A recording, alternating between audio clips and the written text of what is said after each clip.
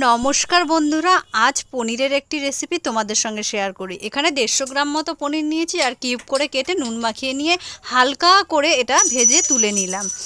এইবার একটি বাটির মধ্যে কিছুটা টক দই নিয়ে নিলাম। এই টক দইটা এবার একটু নুন আর মিষ্টি দিয়ে খুব ভালো করে ফেটিয়ে নিলাম। এই ফেটানো টক দইটা পনিরের মধ্যে মিশিয়ে দিলাম। ভাজা পনিরের ওপর দিয়ে এটা ভালো করে মাখিয়ে নিলাম। একটু কড়াইতে শুকনো লঙ্কা ফোড়ন দিয়ে শুকনো লঙ্কাটা ভালোভাবে হয়ে আসলে গোটা জিরে দিয়ে একটু আদা দিয়ে দিলাম। আদাটা খুব ভালোভাবে কষানো হয়ে গেলে এর মধ্যে পনিরটাকে ঢেলে দিলাম।